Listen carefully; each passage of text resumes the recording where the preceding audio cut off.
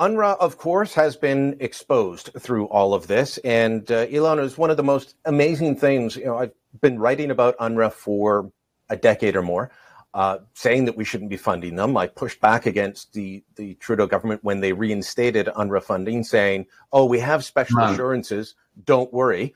But it was fascinating when I was in Israel to hear from everyone how much UNRWA was a part of the problem, and a bigger part than I even understood. The fact that Hamas had a data center under the UNRWA headquarters, and the head of this UN organization says we didn't know, just shows that it's either lying or sustained willful ignorance. Where would you come down? Oh, they're lying. They're lying when they say that they only heard about this from the media, because Mr. Lazzarini was invited by Israeli authorities to tour the Hamas server farm underneath the UNRWA compound in Gaza City, and he ignored that letter. UNRWA is a Hamas front. It's a Hamas front because it is an agency that exists to perpetuate the Palestinians' demands to resettle in Israel as if they're still refugees from a war nearly 80 years ago. It's a Hamas front because of the way that its schools indoctrinate Palestinian children. It's a Hamas front because it hires terrorists who took part in the October 7 massacre, because it allows Hamas to build tunnels inside its schools and its facilities. And it is absolutely part of the problem. Now, UNRWA says that it is investigating these allegations.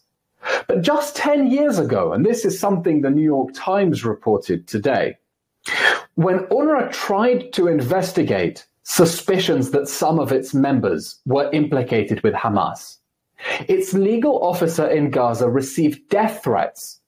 He received the delivery of a funeral bouquet at the UNRWA headquarters in Gaza, and then he was sent a live grenade with the pin inside it. And UNRWA had to evacuate him from Gaza to Jerusalem for his own safety. UNRWA had to evacuate another Gaza director after he made the mistake on TV of saying that Israeli airstrikes were actually very precise. So look, it's quite possible that UNRWA didn't know that there was this vast server farm underneath its headquarters. Actually, no, of course it knew. Running off their electricity. And exactly. Because the UNRWA, the Hamas data farm in the basement was leaching electricity from the UNRWA facility above ground. Do you think they never checked their electricity bill, or did they simply pass it on to Canada to pay? And the Wall Street Journal had a very telling quote just this week about how in 2014, part of the parking lot of the UNRWA compound began to sink, probably because of Hamas tunnels. And it quotes a senior official there who says, everyone knew why, but no one said it out loud. Now look, maybe you want to claim that UNRWA didn't know how many of its members, how many of its staff were Hamas members.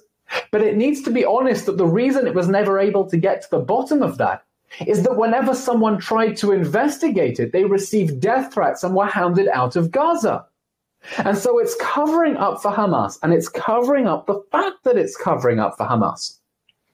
And so it's not surprising that Philippe Lazzarini, his allegations and accusations against Israel, have become increasingly hysterical as he needs to cover up the mounting evidence of how his organization has been complicit with, collaborating with, and in cahoots with the terrorist organization that perpetrated the October 7 massacre using money very kindly donated by the Canadian taxpayer.